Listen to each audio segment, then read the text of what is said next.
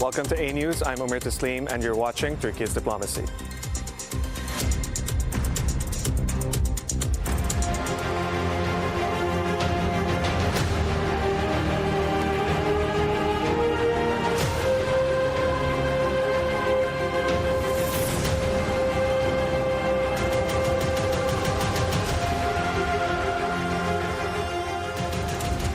Turkey's diplomatic moves are drawing global attention, from strategic talks at the BRICS summit to efforts to revive peace negotiations in Europe and the Middle East. As new alliances take shape, nuclear tensions rise, and bold nominations stir debate, I'll discuss the shifting dynamics shaping today's global order with Anews editor Mustafa Kocakanar and political analyst Javed Rana.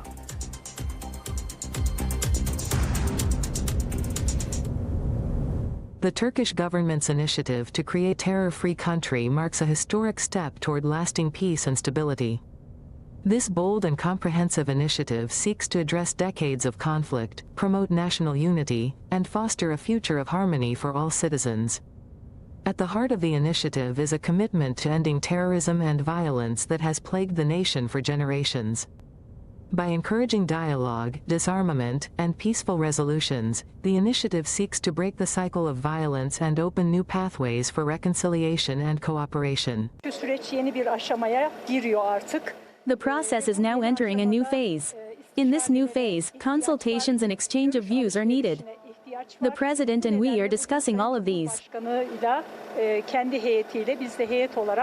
The government's approach focuses on engaging all segments of society, from political leaders to local communities, in a collective effort to heal the wounds of the past. This inclusive process underscores the importance of unity and understanding, ensuring that all voices are heard and that the desire for peace transcends political and ideological divides. Through a series of measures designed to build trust and promote goodwill, the initiative is creating an environment where dialogue can flourish. Efforts include fostering political and legal reforms, addressing the root causes of conflict, and ensuring that the benefits of peace are felt across every region of the country. This initiative not only aims to end violence but also seeks to lay the foundation for a new era of prosperity. The end of terrorism would allow the nation to focus its energy on economic development, infrastructure improvement, and the well-being of its citizens. A peaceful and stable environment is essential for attracting investment, promoting growth, and creating job opportunities for future generations. As the government continues its efforts, there is hope that the country will emerge stronger, more united, and better positioned to face the challenges of the future. The Terror-Free Initiative represents not just the end of conflict, but the beginning of a new chapter in Turkey's history, one that is characterized by peace, security, and the promise of a brighter tomorrow for all its people. Welcome back to the program. Anews editor Mustafa Kocakanar, welcome to the program. Good morning, Umar. Mustafa, let's start with the Terror-Free Türkiye initiative. This week we saw that the DEM party delegation, met Turkish President Erdogan, and today Abdullah Öcalan, who's the jailed ringleader of the PKK terror group, he has issued a statement. Mustafa, what's that statement about, and what can we expect from these efforts? Omar, as you know, last year, Turkey's opposition Nationalist Movement Party leader Devlet Bahçeli proposed a terror-free Turkey initiative, and since then, both the ruling AK Party and opposition parties are taking steps in terms of realizing the terror-free Turkey initiative. As you know, in February, PKK's jailed ringleader Abdullah Öcalan called upon the separatist terror group to dissolve itself and lay down their weapons. And within this process, PKK announced its decision to disband itself and lay down the weapons. This week, PKK terrorists are projected to lay down their weapons in northern Iraq, and Turkish National Intelligence Chief Ibrahim Kalın, I think, is set to go to the Baghdad to discuss the latest process about the dissolution of the PKK terror group. This week also, Turkish President Recep Tayyip Erdogan received pro-PKK political party members in the presidential palace in the capital Ankara. They discussed the latest developments about about the PKK's dissolution process. Right now, it is projected to increase peace and security across the country. As you know, PKK has been waging a deadly war against Turkey's territorial integrity and political sovereignty. PKK terrorists murdered more than 40,000 people, including civilians, women and children across the country. Right now, Turkey is determined to put an end to the PKK's war against the Turkish political sovereignty and territorial integrity. But on the other hand, I think that terror-free Turkey means terror-free region, because we know that PKK is not only operating in Turkey, they are also still active in northern Iraq and northern Syria. And we know that geopolitical situation totally changed in Syria last December as the opposition forces took control over the country. And new rulers in Syria have been taking steps to normalize the political situation in the northern part of the country. We know that PKK's Syrian offshoot, PYD-YPG, is dominating the northern part of the country with the support coming from the United States. In March, the new rulers in Syria and PYD-YPG dominated SDF reached an agreement, and since then Syrian security forces have been taking control over the northern Syria, and Turkey is also expecting concrete steps from both Baghdad and Damascus to secure Turkey's borders. Turkey is also taking its own steps to eliminate terror threat in the region. We know that within this process, Turkish security forces conducted several counterterrorism operations both in northern Iraq and northern Syria to ensure Turkey's national security and territorial integrity. I think that the Turkish government and opposition forces will continue to take steps to realize terror-free Turkey initiative, but I can say that the bottom line is that Turkish nation is relying and counting on Turkish armed forces' determination to protect the homeland against any security threats coming from northern Syria or northern Iraq. Mustafa, then this would not just be terror-free Turkey. This will also become terror-free Syria, terror-free Iraq, because the region needs to get rid of this terrorism. Now, Mustafa, tomorrow is the 10th of July, and that was the date that has been scheduled by the PKK when they will lay down their arms. Initially, the date was selected as the 3rd of July before they changed that date to the 10th of July. Now that Öcalan has issued a call, and we've seen the SDF, the PYD-YPG dominated SDF, that is starting to join the Syrian government. Now we're slowly looking at the end of terrorism, right? Do you think, starting tomorrow, this is going to improve things in Turkey? Obviously, it will take a lot of time. It is a step-by-step process. Do you think that once they start laying down their arms, this is going to bring, this is going to bring the end of terrorism in the country? Omar, as you know, right now the Turkish government is expecting concrete steps from PKK in terms of dissolving itself and laying down their weapons. Whether it is symbolic or concrete, PKK is projected to lay down their weapons this week. And I think that Turkish armed forces will continue to take new steps to protect the homeland against any security threats. Turkish government is also reiterating Turkey's strong determination to ensure its national security and territorial integrity. I think that Syria and Iraq will be supposed to cooperate with Turkey in terms of obliterating the terror threat in the region, because we know that PKK is not only posing a huge threat to Turkey's national security and political stability, they are also posing huge threat to Iraq and Syria's economic prosperity and political stability. Within this context, Turkish Foreign Minister Hakan Fidan, Turkish National Defense Minister Yaşar Güler, and Turkish National Intelligence Chief Ibrahim Kalın have been in close contact with their Syrian and Iraqi counterparts to discuss what can be done in terms of realizing the terror-free region and terror-free Turkey initiative. I think that both Damascus and Baghdad will be supposed to take concrete steps against PKK terror group if they want to see long-standing and sustainable peace and security in their country. I think cooperation and collaboration among Turkey, Syria and Iraq will yield positive results in terms of upholding regional peace and stability in the Middle East. Mustafa, let's discuss the BRICS summit. It happened over the weekend in Brazil, in Rio de Janeiro. Many world leaders were absent. Putin wasn't there. Xi Jinping wasn't there. But Indian Prime Minister Narendra Modi, he was there. Recep Tayyip Erdogan was also not there, but the Turkish Foreign Minister Hakan Fidan was there. And he met multiple counterparts from Iran, from Russia, from Kazakhstan, and he also met the UN Secretary General Antonio Guterres. So what's the latest, and what do you think about the Turkish diplomacy being brought forward by the Turkish foreign minister? Well, as you mentioned, BRIC nations gathered in Brazil with the aim of addressing regional and international challenges. And Russian President Vladimir Putin and Chinese leader Xi Jinping skipped the meeting.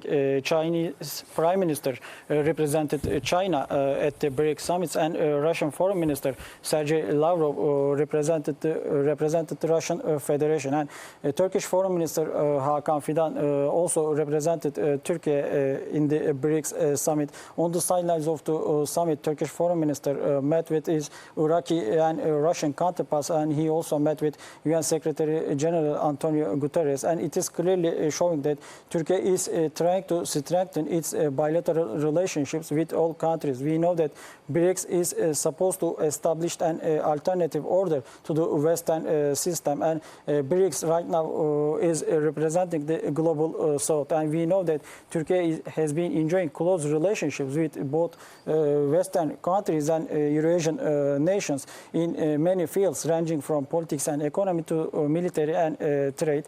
Turkish Foreign Minister Hakan Fidan reiterated Turkey's determination to ensure international peace and security. We know that Turkey has been always calling for regional solutions for regional problems. Turkish government is always prioritizing dialogue and diplomacy to cope with the international security challenges. And Turkish Foreign Minister Hakan Fidan also reiterated Turkish President Recep Tayyip Erdogan's motto, "The world is bigger than five," because we know that Turkey has been pursuing the reform process within the United Nations Security Council. And right now there are 5 permanent members within the United Nations Security Council, and these countries are the United States, the United Kingdom, France, China, and Russia. And Turkey claims that if the United Nations wants to cope with the regional and international challenges, the international body will be supposed to reform itself in terms of addressing security threats. I think that Turkey will continue to take new steps in terms of upholding international peace and security. Mustafa, how far are we from a ceasefire in the Russia-Ukraine war? Because Hakan Fidan also mentioned that we are ready for a third round of talks in Istanbul.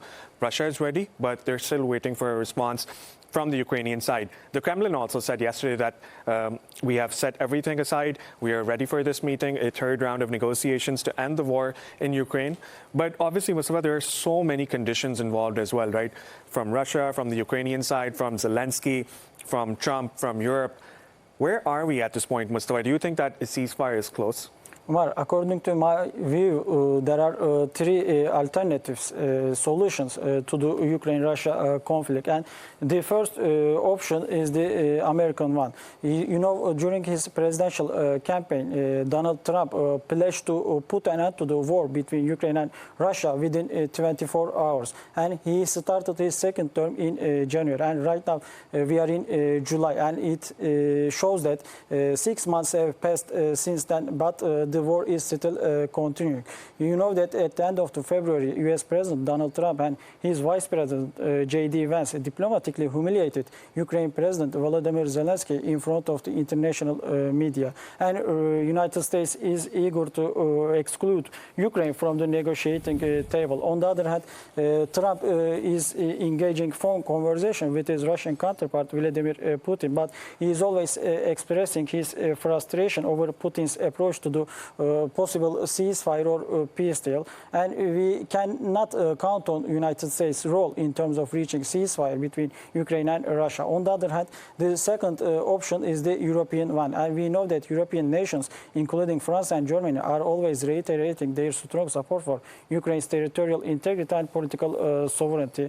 They are still sending weapons to Ukraine in terms of defending itself against Russian aggression. But we also know that West European nations are eager to exclude Russia from the negotiating table. And the third approach is the Turkish one. And Turkey has been pursuing a balanced approach to the Ukraine-Russia war. Turkey has been always calling for, if the international community wants to see peace and tranquility in the Eastern Europe, all warring sides should sit at the same negotiating table. And Turkey is playing an important role between Ukraine and Russia in terms of being a facilitator or mediator country. We know that Turkey's financial and cultural capital, Istanbul, hosted several rounds of peace negotiations between Ukrainian and Russian delegations. Maybe they didn't yield any positive results to reach a ceasefire or peace deal, but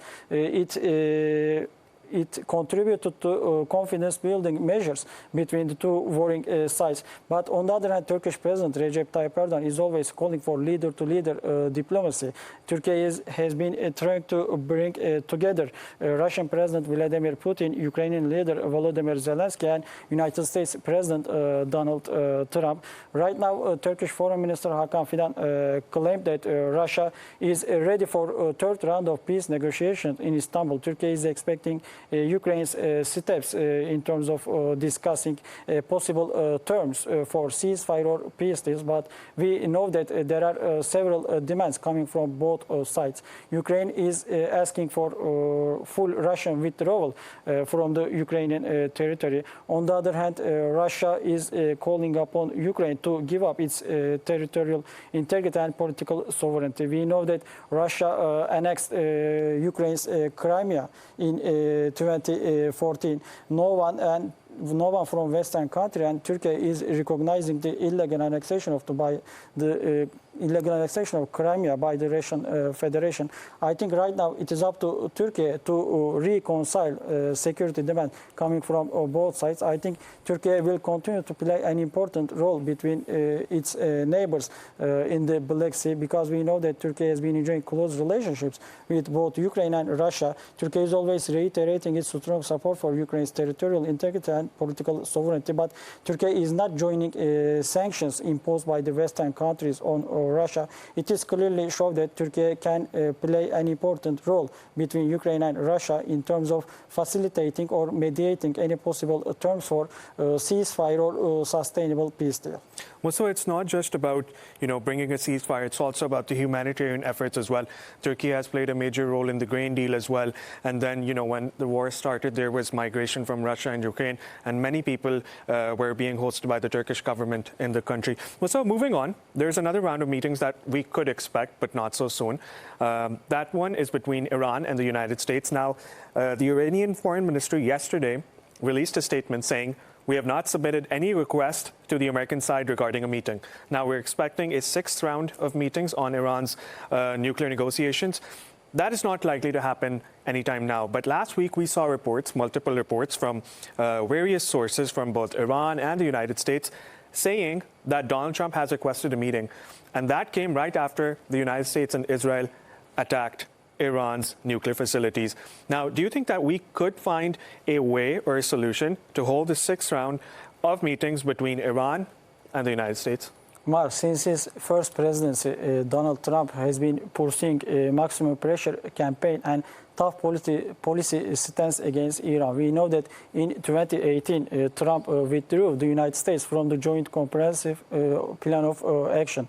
We can clearly call it Iran nuclear. That Iran nuclear deal, and Trump is always calling for new nuclear deal with Iran. And as you mentioned, that they held several rounds of negotiations over possible terms for new nuclear deal. But amid the negotiations between Iranian and American delegations, last month Israel launched unprecedented and major attacks on Iran's nuclear facilities, military installations, and oil infrastructure. And right now, many countries are accusing Israel of undermining the negotiations between the United States and Iran. On the other hand, Trump decided to involve into Israel's military campaign against Iran. and United States bombed Iran's nuclear facilities. Trump and his Secretary of State Marco Rubio and Pentagon Chief Pete Hegseth claimed victory against Iran. But on the other hand, Iran is calling for peace and dialogue to deal with the bilateral problems with the United States. I think right now Turkey also can play an important role between Iran and the United States, because we know that Turkish President Recep Tayyip Erdogan and Turkish Foreign Minister Hakan Fidan are always calling for dialogue and diplomacy to cope with the bilateral or multilateral disputes between Iran and the Western nations. I think Istanbul or Ankara can host another round of peace negotiations between Tehran and Washington. I think that Turkey will be determined to de-escalate the geopolitical tensions in the region, because we know that Israel is not only taking aim at Iran, Israel is also taking aim at Palestine, Syria, Lebanon, and Yemen. And Turkey is always trying to de-escalate the already boiling geopolitical tensions in the region. I think that international community, Western countries in particular, will be supposed to take Turkey's security demands into the consideration if they want to bring long-standing and sustainable peace and tranquility to the Middle East. Mustafa, thanks for that analysis on the top global developments. We'll be right back with you. President Donald Trump has imposed new higher tariffs on 14 countries, escalating trade tensions ahead of the August 1st enforcement deadline.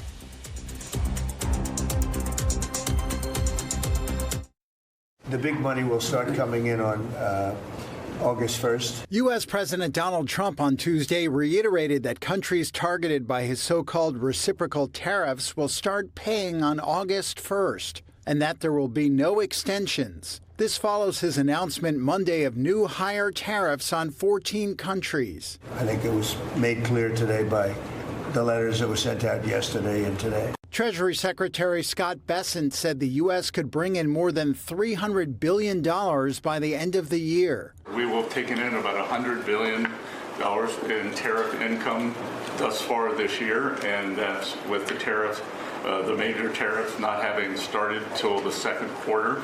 So we could expect that could be well over $300 billion by the end of the year. The announced duties include 25% on powerhouse Asian economies Japan and South Korea, who said on Tuesday they would try to negotiate with the U.S. to soften the impact.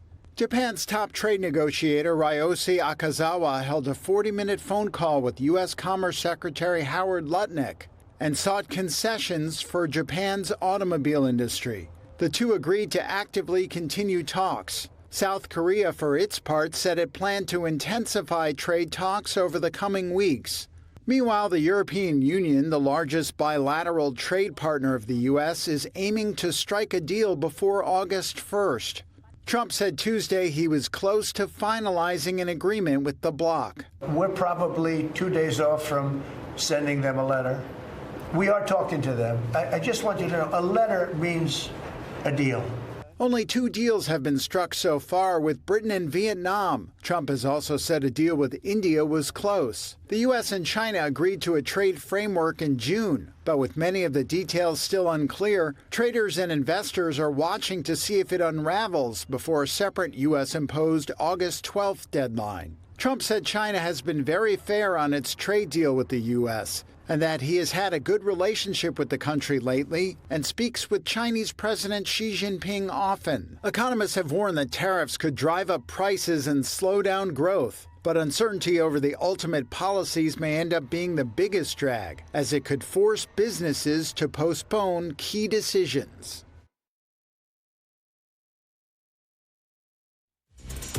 Welcome back to the program. Now let's take a look at the top story from Daily Sabah. Mustafa, more tariffs. Trump has, tightened his grip on the trade war. He's imposing more tariffs. Now there are sanctions or tariffs on Japan and South Korea. But do you think that's part of the America First policy, or is it just about countering China?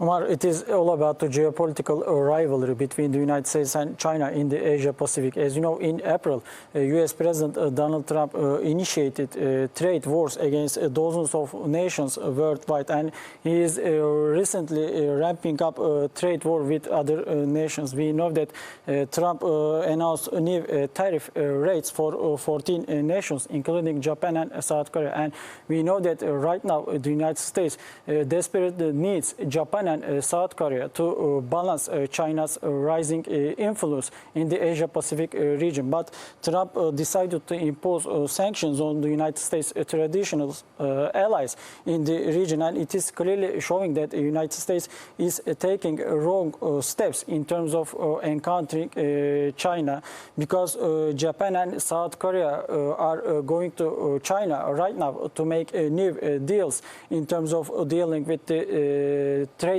threats coming from the United States. And according to offshore balancing grant strategy, the United States is competing with China in the region right now, and it needs allies to counter China's rise in the region. But Trump is taking steps against United States traditional allies.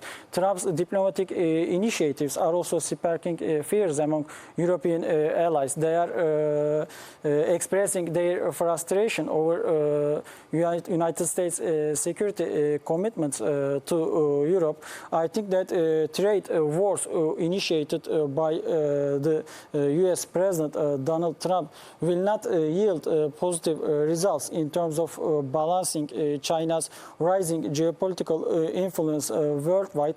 I think that Trump and the other American decision makers will find a common way or common sense in terms of de-escalating the geoeconomic tensions among nations, because otherwise it will pose a huge threat against the world economy.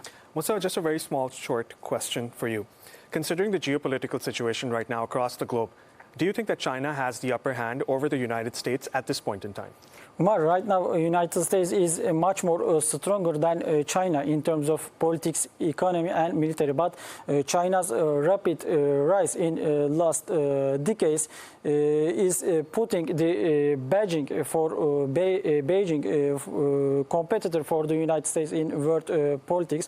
And as we said, United States right now desperately need allies to counter China's influence worldwide. They are right now counting on India. We know that India and China have relationships and they are struggling to normalize their bilateral relations right now. We know that India is accusing China of supporting Pakistan in the region. On the other hand, China is accusing India of collaborating with the United States in the Asia Pacific.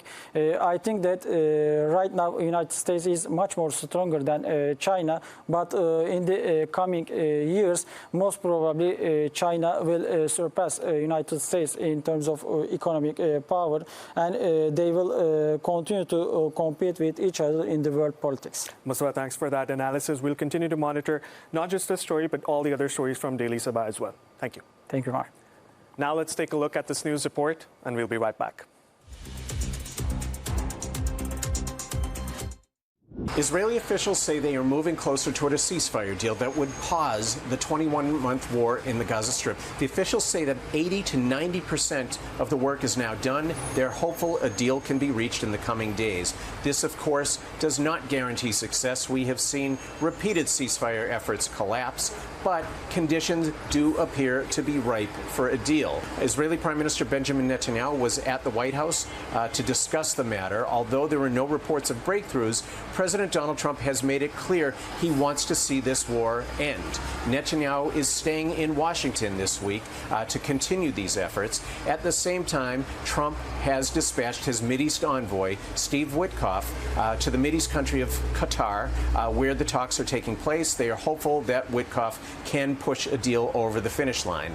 In the meantime, fighting is continuing in Gaza. The Israeli military reported the deaths of 5 soldiers in an attack in the northern Gaza Strip. Palestinian health officials say over 50 people were killed in Israeli airstrikes. Now, at the same time, Israeli leaders have begun to talk about their post-war vision for Gaza. Israel's defense minister has told local correspondents that he wants to create what he calls a humanitarian city along Gaza's southern border with Egypt. The idea is to move the entire population there, but he has made it clear that he wants this to be a step toward encouraging Palestinians to leave Gaza altogether. This, of course, is a very controversial plan. It faces stiff international opposition, and it is far from clear whether Israel will be able to move forward with this plan.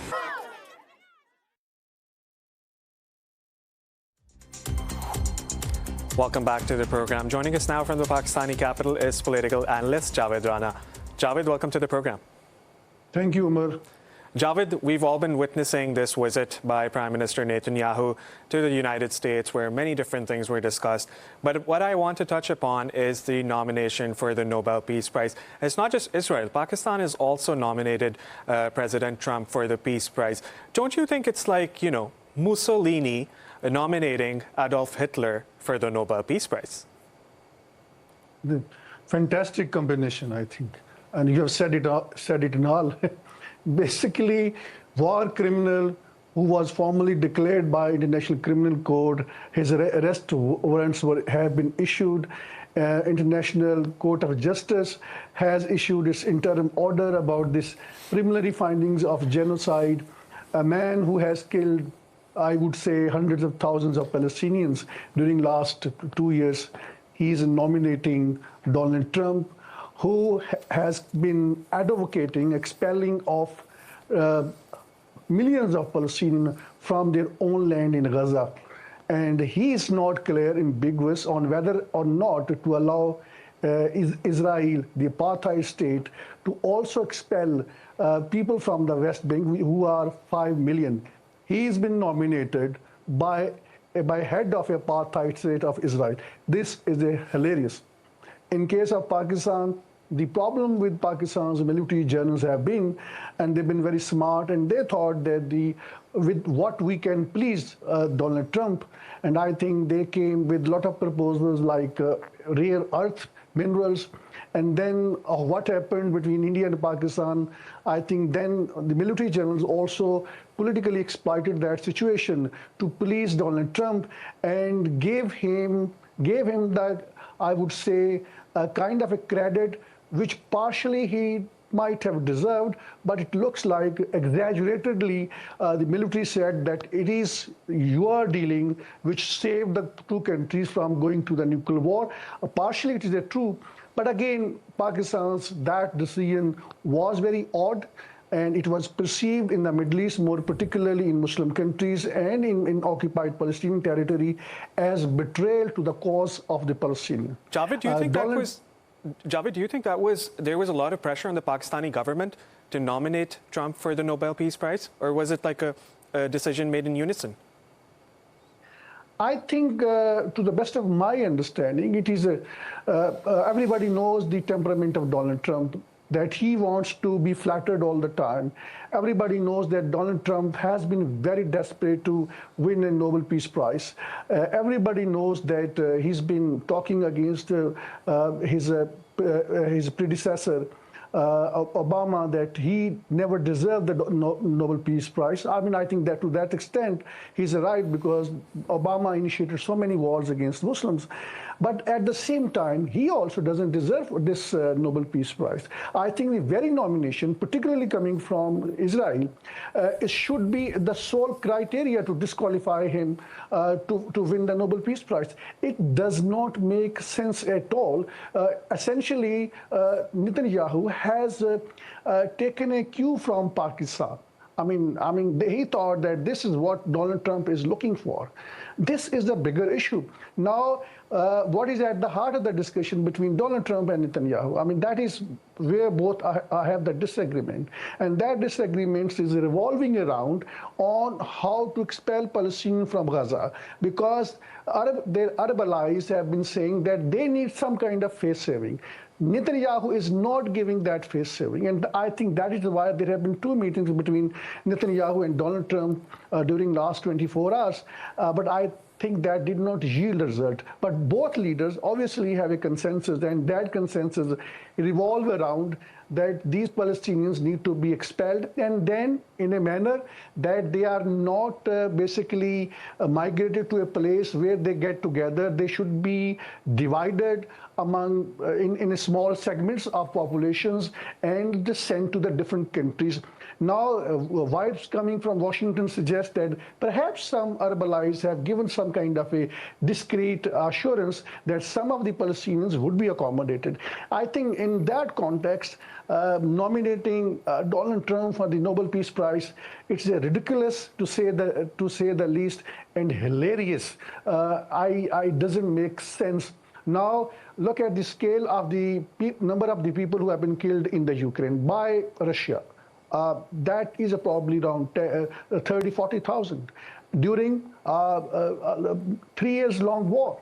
And look at the size of the Ukraine. It's far bigger. And then 365 square kilometer area is just Gaza. Total population is 2.4 million.